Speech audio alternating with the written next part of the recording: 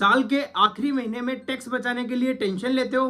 सोचो अगर वही पैसा आपका टैक्स भी बचा दे और आपको रिटर्न्स भी बना कर दे। ईएलएसएस फंड वही चाबी है कम समय में डबल फायदा। तो नमस्कार दोस्तों, मैं जय गोडेला स्वागत करता हूं आपका हमारे स्टॉक मार्केट इन्वेस्टिंग के लेक्चर नंबर 17 में।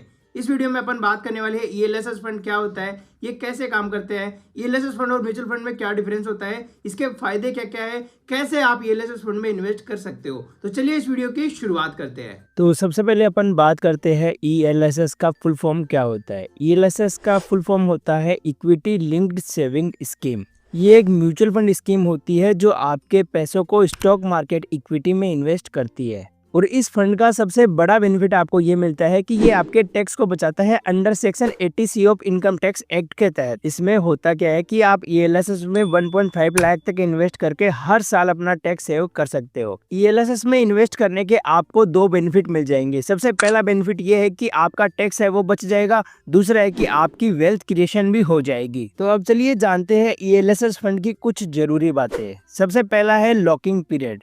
ईएलएसएस फंड में आपका पैसा कम से कम 3 साल तक लॉक रहता है। इसके अलावा अगर अपन टैक्स सेविंग के बाकी ऑप्शंस की बात करें जैसे पीपीएफ, एनएससी आदि की, तो उसकी तुलना में ये सबसे छोटा लॉक इन पीरियड होता है। और अगर अपन इन्वेस्टमेंट की बात करें तो ये फंड ज्यादातर पैसा है वो स्टॉक मार्केट के लार्ज कैप, मिड कैप और स्मॉल कैप स्टॉक्स में ही लगाता है। इसके अलावा आपको टैक्स बेनिफिट भी मिलता है। 80C अंडर 1.5 लाख तक का आपको टैक्स बेनिफिट भी इसके अंदर मिल जाता है। अगर हम रिटर्न्स की बात करें तो लॉन्ग टर्म में इसके रिटर्न्स है वो एफडी या पीपीएफ से ज़्यादा होते हैं, लेकिन स्टॉक मार्केट के नेचर के कारण रिटर्न्स है वो गारंटीड नहीं है। तो अब सवाल ये आता है कि क्या ईएलएसएस म्यूचुअल फंड से अलग होता है? तो अगर अपन टेक्निकली बात करें तो ईएलएसएस भी एक म्यूचुअल फंड ही होता है, लेकिन ये स्पेशली टैक्स सेविंग करने के पर्पज से बनाया गया है। इसके अलावा इसकी जो मैंडेटरी है वो 3 साल का लॉक इन पीरियड होता है, जबकि बाकी म्यूचुअल फंड में आप कभी भी पैसे निकाल सकते हो। तो अब चलिए ईएलएसएस फंड के कुछ मेजर बेनिफिट्स है उनको भी देख लेते हैं। सबसे पहला फायदा है tax saving plus wealth creation. एक साथ आपके दो काम हो रहे हैं, आपका पैसा भी बच रहा है और आपका पैसा इन्वेस्ट भी हो रहा है। इसका दूसरा फायदा है शॉर्टेस्ट लॉक इन पीरियड। बाकी अगर अपन टैक्स सेविंग ऑप्शंस की बात करें तो उनके अंदर लॉक इन पीरियड है वो ज्यादा समय के लिए होता है, लेकिन इसके अंदर केवल 3 साल का ही होता है। इसका तीसरा फायदा है कि एसआईपी से आप हर महीने इन्वेस्ट करके अपने बर्डन को कम कर सकते हो। इसका चौथा फायदा है लॉन्ग टर्म कैपिटल गेन, यानी 1 लाख तक का आपका जो टैक्स है वो फ्री रहता है। इसका पांचवा फायदा है कि आप इन्फ्लेशन को भी बीट कर सकते हो अगर आप ईएलएसएस फंड में इन्वेस्ट करते हो तो अब चलिए बात कर लेते हैं कि ईएलएसएस में आप इन्वेस्ट कैसे कर सकते हो। तो ईएलएसएस फंड में निवेश करना बहुत ही आसान है। सबसे पहले आपको इन्वेस्टमेंट के लिए अपना जो ब्रोकर है उसको सेलेक्ट करना है, जैसे जीरोधा, अपस्टॉक, ग्रो, धन, इनमें से कोई सा भी ब्रोकर है आप सेलेक्ट कर सकते हो, या फिर आप सीधे ही म्यूचुअल फंड की वेबसाइट पर जाकर वहां भी इन्वेस्ट कर सकते हो।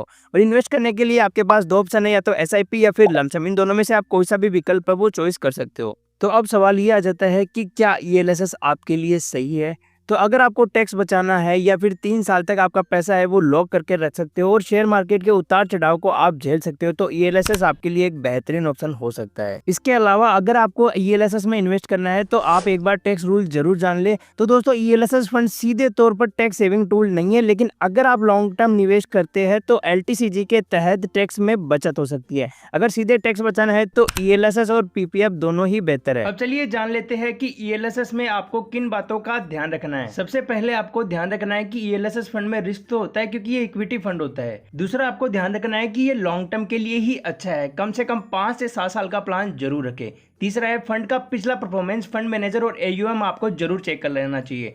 चौथा है 3 साल बाद भी पैसा निकालने की जल्दी ना करें, तभी बड़ा रिटर्न्स मिल सकता है। अब चलिए जान लेते हैं कि ईएलएसएस से कितने रिटर्न्स मिल सकते हैं। तो ईएलएसएस फंड औसतन 12 से 15% सालाना रिटर्न्स दे सकता है अगर आप लंबी अवधि के लिए इन्वेस्ट करते हो। तो पिछले 5 से 7 सालों में कई ईएलएसएस फंड ने शानदार प्रदर्शन किया है, लेकिन याद रहे ये गारंटी नहीं, मार्केट रिस्क तो हमेशा रहेगा। अब चलिए बात कर लेते हैं कि ईएलएसएस में कब इन्वेस्ट करना चाहिए। तो ज्यादातर लोग मार्च में ईएलएसएस में निवेश करते हैं ताकि टैक्स बचा सके, लेकिन सबसे सही तरीका है साल भर एसआईपी करके निवेश करना, जिससे रिस्क भी कम होगा और पैसा भी बढ़ेगा। इसके अलावा ईएलएसएस फंड चुनने से पहले अपने फाइनेंशियल एडवाइजर से जरूर सलाह ले ले। अगर वीडियो पसंद आए तो वीडियो को लाइक, शेयर एंड सब्सक्राइब जरूर कीजिए। कमेंट में बताइए कि आप टैक्स सेविंग के लिए कौन सा ऑप्शन चॉइस करेंगे। मिलते हैं अगले वीडियो में। जय हिंद, वंदे मातरम।